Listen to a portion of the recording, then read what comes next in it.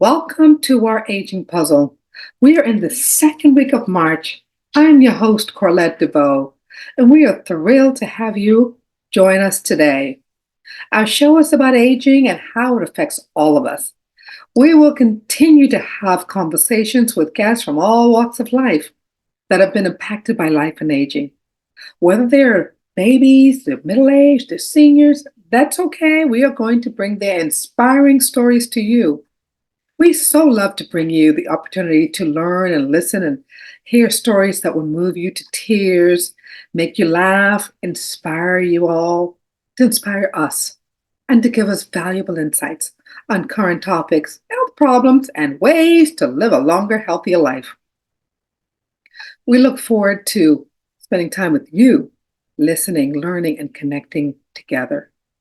We are delighted to have Catrina Hurst with us this month as our guest as we celebrate and talk about Women's History Month. Catrina will bring healing, promoting hope, and this month you're going to see the inspiration that she brings to us as a woman going from busy to businesswoman. She is a versatile lady whose journey from Detroit, Michigan is genuinely amazing.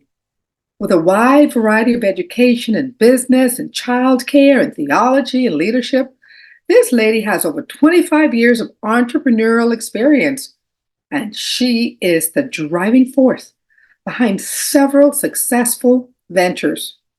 Catrina truly represents the spirit of never-ending learning and personal growth, and we encourage you to stay here and listen to her story as we honor her as she shares her wisdom and experience with us this month as a busy woman to a businesswoman. We are eager to hear more of her story, and we will have her here at our show again today. Now remember, every month we have one guest, and that one guest will be on the show for the entire month. Last week, Catrina talked about being a busy young woman. This week, she's going to talk about being a busy woman and working. And next week, she will talk about busy, but she converts the busyness into business. And the last week, she's going to talk about her purpose, how she turned her business into a purpose to make her thrive in her life. So please stick around and join us for Catrina Hurst every single week for the month of March. Remember last week, we talked about the surge of artificial intelligence and the rising acceptance of AI technology, especially and even in older adults. Yes. Well, did you know that AI can assist people experiencing mild cognitive changes, which are considered a normal part of aging? And it's also a part of dementia. But this raises an intriguing question. What happens to our memory and cognition as we age? Well, there was a specialist in memory disorders at Cedars-Sinai Health System who shed light on this complex topic by stressing the importance of considering various factors when evaluating cognitive abilities, such as what is an individual's baseline traits, what's the medical history, and their life stressors like illnesses. What's going on with them? So when you distinguish between normal cognitive aging and concerned decline in so many other ways, you want to take these things into consideration, and this is what your doctor will do. So if you're concerned, go and check out your doctor and find out what's going on. Now, normal aging typically involves little subtle declines in cognitive function, primarily affecting thinking, speed, and attention. You know, we're not able to do things as quickly as we did before. However, abnormal aging may manifest as more serious cognitive declines, including rapid forgetfulness, difficulty in problem solving, difficulty in expressing yourself, or even adhering to social norms, things that you did before. So go and check out with your specialist and find out what's going on. Sometimes differentiating between normal and abnormal aging can be challenging and often requires input from your loved ones, from you as an individual, as symptoms can be different from one person to the next. So just go and check with your doctor, take a family member with you, because we want to find out early what's going on with you so you can be okay. There are exciting advancements in neuroscience and public health, which offer hope for mitigating the negative effects of aging on the brain.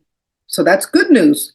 And improvements in healthcare, nutrition, and education play significant roles in delaying conditions like dementia and Alzheimer's disease. So come on, folks, check it out with your doctor, because these advancements deepen our understanding of cognitive aging and hold promise for enhancing cognitive well-being and longevity. Now, AI is becoming a huge phenomenon. It's a growing area of research in dementia, and it offers potential for early diagnosis and predicting disease progression. We are happy about what's going on with AI, and we encourage those who are studying this to find some ways to help people with dementia and Alzheimer's disease so we can eradicate and fight and get rid of this disease so we can have people living a fantastic quality of life as they age.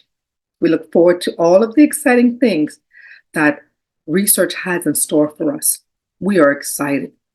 And by the way, we know for sure that there are some new things coming soon, because we are working on a project for seniors that we will be sharing with you very, very shortly. So stay tuned. Don't go anywhere, because we have some exciting news coming to you later on about AI and how it can help seniors. So it's coming. Yay. Now it's time to welcome our special guest. We are thrilled to introduce our special guest this month, Catrina Hurst, a multifaceted individual whose journey from Detroit, Michigan is nothing short of inspiring. With a diverse educational background spanning business, childcare, theology, and nonprofit leadership, she is an inspiration, and she embodies the essence of lifelong learning and personal growth. She likes learning, she's super smart, and she's very successful. Very proud of her. Her wide range of experience and expertise is as impressive as it is diverse. From her roles as an evangelist, a deacon, and a philanthropist, to her endeavors as a modeling coach, brand ambassador, and television radio host, Catrina has consistently uplifted and inspired those around her. That's one person doing all of that stuff, y'all. Yes. And she has over 25 years experience as an entrepreneur. This woman is a driving force behind several successful ventures. We are so honored to have her here, and we hope that you will find some inspiration in what she has done and what she's going to share with you today. You know, I would be remiss if I didn't say that she had a child daycare named after her son, Cole's Castle Learning Center. And she also has her Throne Boutique, and she has a family restaurant. And all of this by one person. Wow, very proud. Keep doing what you're doing, Catrina. You are an inspiration to us all. And I encourage you to keep shedding the light on going from business to busy to businesswoman and thriving. Please join me in welcoming my special guest this month, Catrina Hurst.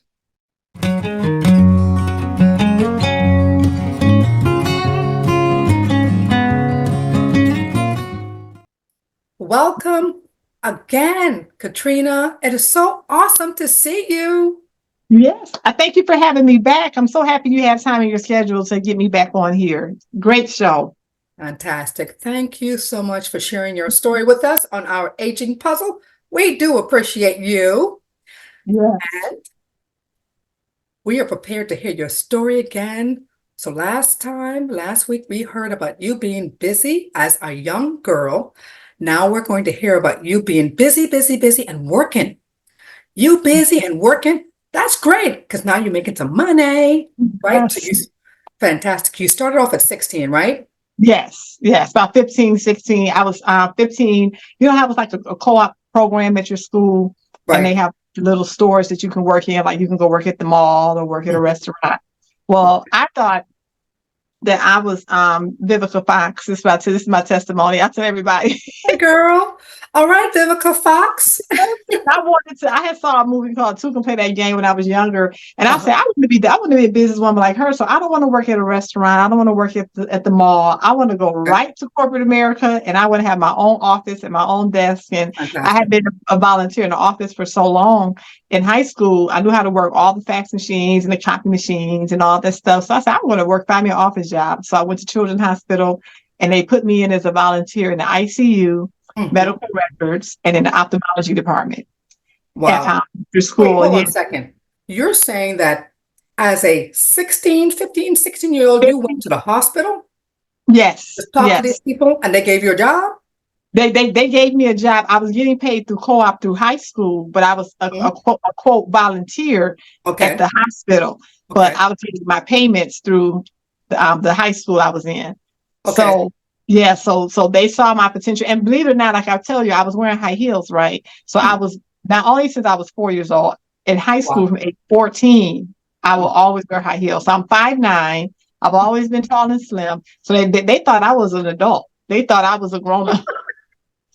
So they said, let's put it coming in there with heels. Yeah. So at 15, I'm wearing high heels. Oh, wow. Walking in business suits. So they put me in the business arena, and I loved every bit. But out of all of the ICU was too sad for me. I was sad to see the ABC class, but then medical records, it was just too many. It was just too much paperwork. That was a lot. So I chose the ophthalmology department. So at age 16, again, it was I had turned 16 in June. The doctor that was over that department, that's the eye clinic, they said, you know what? We want you to come back. We want you to come back every year. If you ever need a job, come and see me. And back then, that was when minimum wage was like $3.37.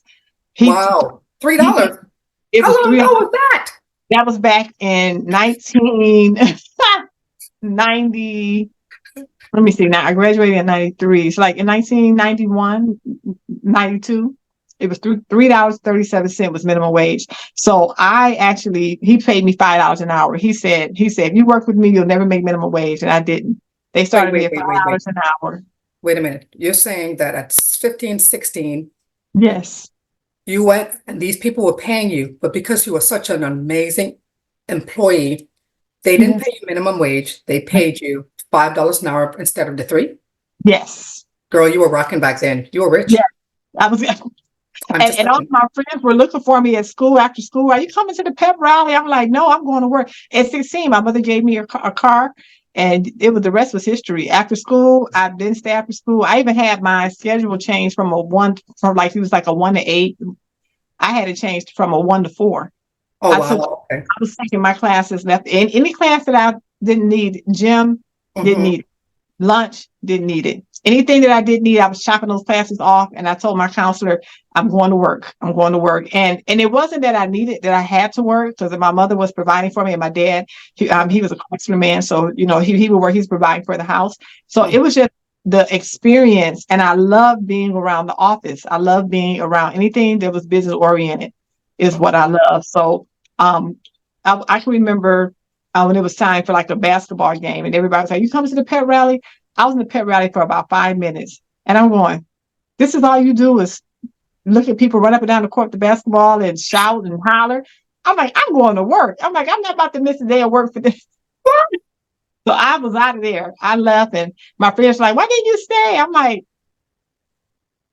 it didn't excite me. I really wanted to go to work and be with the corporate America people. It was really fun. So I learned so much being at that position. So I moved up. I started as the file clerk. So I was doing in the ophthalmology. Then I moved up to learn how to check patients in. Then I was the checkout clerk. Then I was the biller. So I learned how to bill. Then I became the office manager. And all of that took me from 16, 17, 18. Now I'm going to Wayne State, and my degree was supposed to be in mass media and communications, because I wanted to be on the news. I wanted to be a news anchor. Good for you. And after my mom ended up getting breast cancer when I was a freshman in college. And so I had to help her, and, like with her treatments and things, and take care of my 3 baby sisters. So by then she had 3 more girls. So that's, and my older 2 sisters who I grew up with, they moved away. So it was just, I was the oldest daughter at home and my 3 baby sisters. And then my dad took ill, and he actually passed away about 5 years later. So yeah, so after that, it was just my mom and I and these 3 little girls. So, I mean, it was just like, it was challenging, but it was really rewarding to be able to be there, because all I did was helped her take the things that she taught me to help teach them. Right. And then, so they were busy, same type activities and things as well as, but now they have me to do the runaround. So my mom is no longer a stay-at-home mom. She has to go to work. So while she's working, I'm taking the kids to choir rehearsal. I'm taking them with me to church. I'm taking them to the mall. I'm taking them to hotel parties. We're going to Chuck E. Cheese, to the movies. We're doing skating. We're out of town. I mean, we're doing so much. So it was to the point where everybody was asking me, where are your children? You have little girls? And it looked funny because out here I am like a 19-year-old freshman with 3 little kids that's like ages 1, 3, and 4. So they think I'm some fast-tailed little girl. They thought they were your kids. I thought those were my children. And I'm like, no, these are my children. And the same way that my mom used to dress us up like little dolls, she dressed them, and then I would put them in the car and take them with me to different places. Oh, that's so sweet. Catrina, that's really nice. Thank you. Amazing. You're absolutely amazing. Thank you. I am just loving your story. Your mom set the foundation.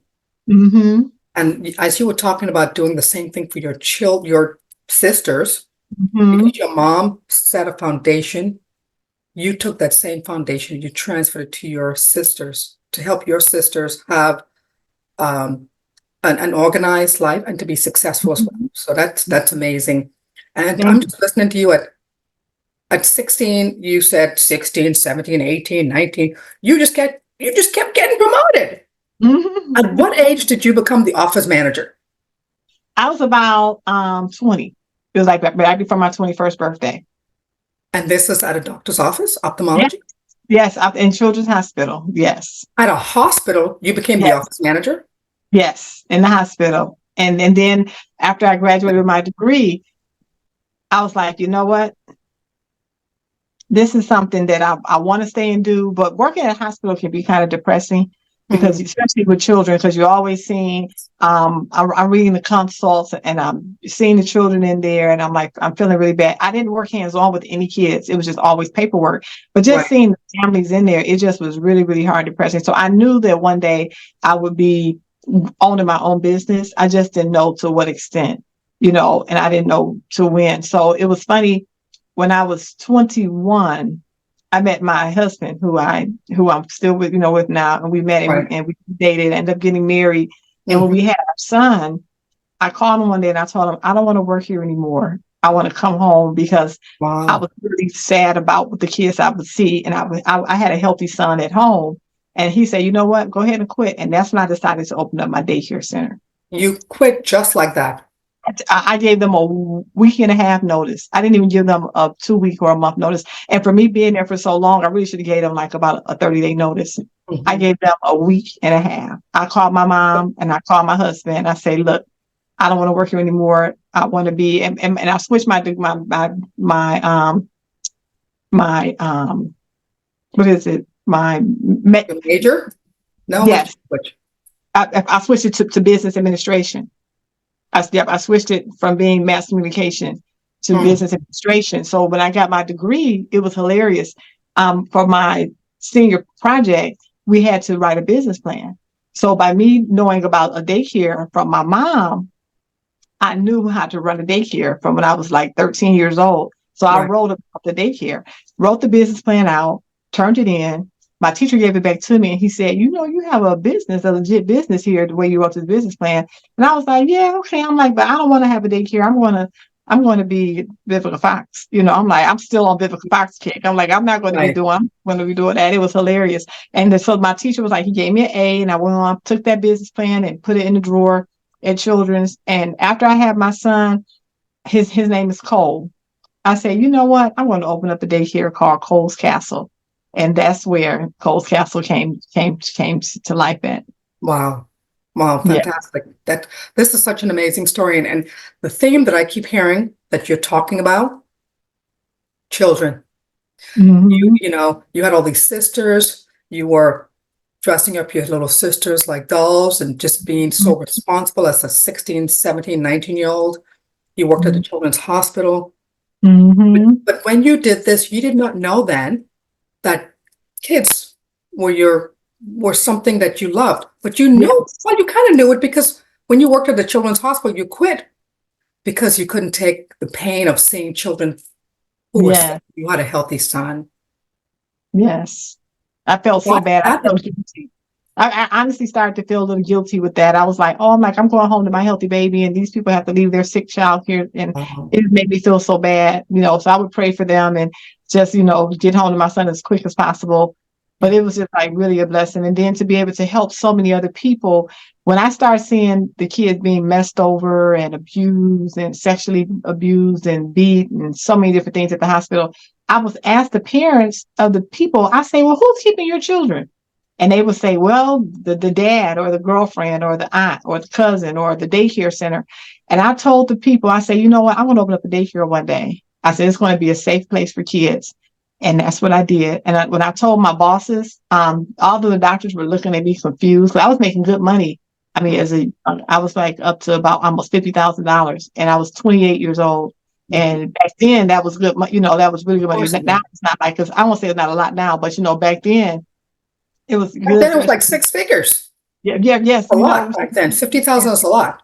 Yes, for me to be so young, they were like, "You want to leave this?" And I'm like, "Yeah." I'm like, "I'm not here to make the money. I'm here to work, because I love business. I love doing what I do."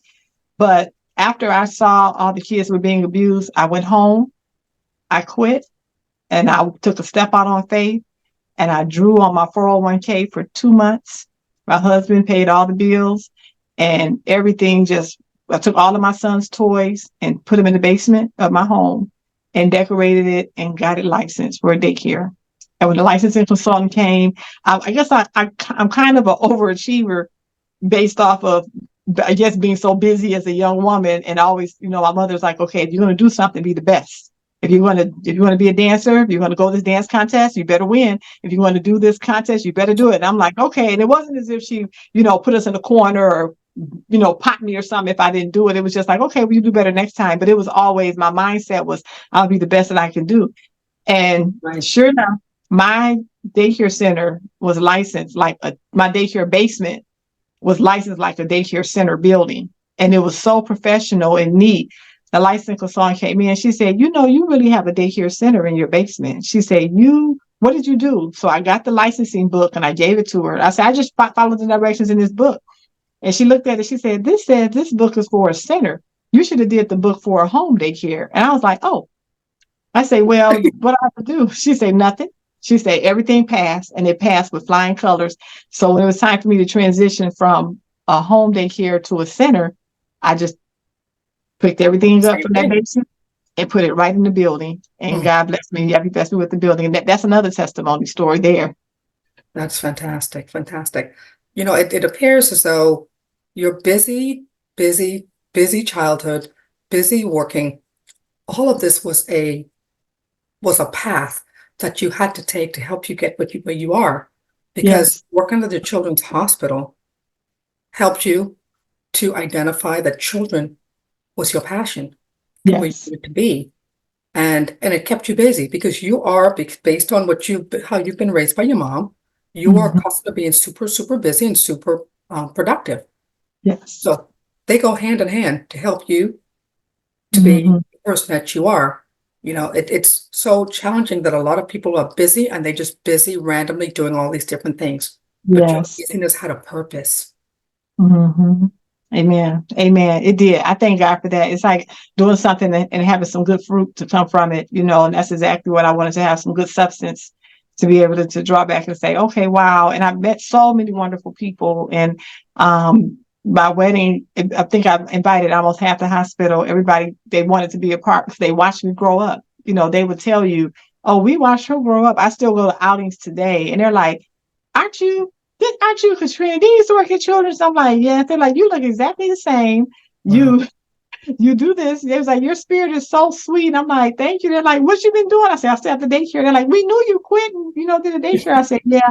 So I tell everybody, I said, I retired from there. And that was the only job I had in my life. I worked there for 13 years, and then God blessed me to be able to do my own business, to be an entrepreneur for 13 years, well, for 20 years That's now. fantastic.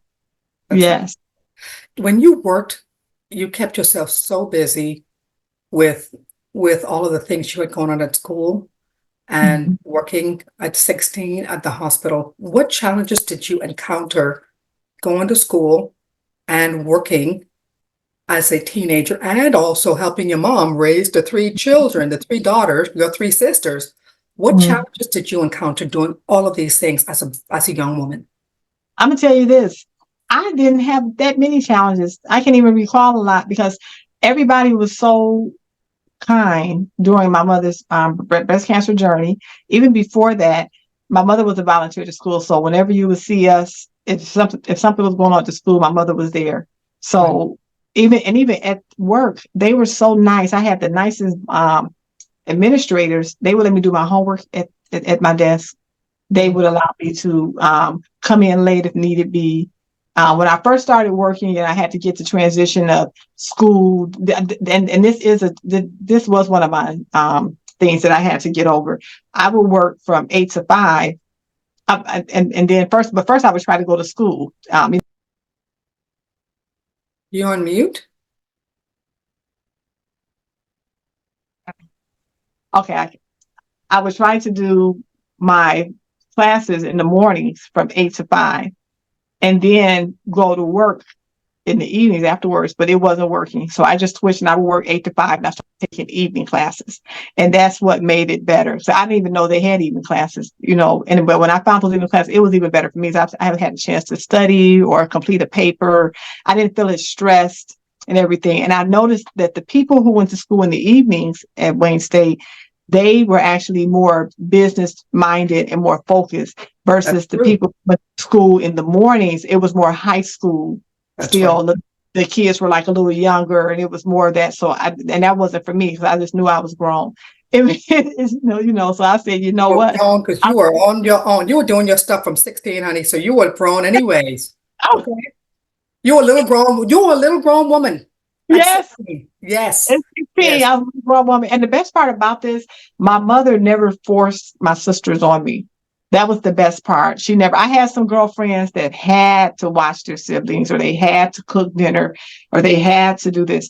I never had to be that one. She still was able to, even when she went back to work, she would leave the meals prepared in the refrigerator, like in the Tupperware, just take it out and warm it, do stuff. She will always have the house with spick and span. She always did her duties as a mom to show us how to keep a home clean and how to keep things happy.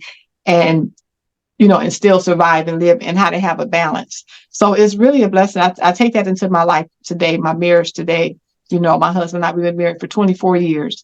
And I thank God for him. I thank God that he's a chef. So I still don't have to cook after all these years. Thank you, Lord That's, Jesus. thank you, Lord. Shali, I'm sitting here. You didn't see me. Oh, Lord. That's I'm awesome. trying to the inside. So it's a blessing now. It's hilarious. And I always tell him, I said, "Is my food nasty?" And he's like, "No." I said, "Oh." I said, "I just wanted to make sure, because every time I offer to cook something, you say, 'I got it.'" I'm like, "Thank you, Jesus." Thank you, Jesus. You have a man who loves to cook and you don't have to worry Yes, about it. Boy, oh boy, because I don't like cooking either. Bless you. Good for yes. you, And the girl. funny part is, Corlette, I love to cook. And I know how to cook, like Thanksgiving, Christmas. I can cook the whole spread from the Mm, root to the sugar. I can cook the turkey, the dressing, the ham, everything from scratch. And it's mm. delicious. Everybody tell him, and he knows too, it's delicious, but it's the funny part. He just loves. I say, "Well, you know what? We're going to do what about? I love to shop. You love to cook. Let's come together and find a balance, Absolutely. and then let's make it work." And it works for you both. And Yes. and it works. Wow. You're such an amazing woman. You're inspiring, Oh, sharing your story about going from busy, busy, busy as a young woman, busy and working as a teenager and in your early 20s. I can't wait to hear what you're going to share with us next week, Catrina, because so far you've been sharing some good stuff, and I do appreciate you tremendously. Thank Oh, you so much for thank sharing you. your story. I appreciate you, Corlette. This is such a wonderful platform to be able to inspire women. So thank you so much for allowing me to come on. I can't wait to see you next week. Fantastic. I'll see you next week. Thank you so much. Take care.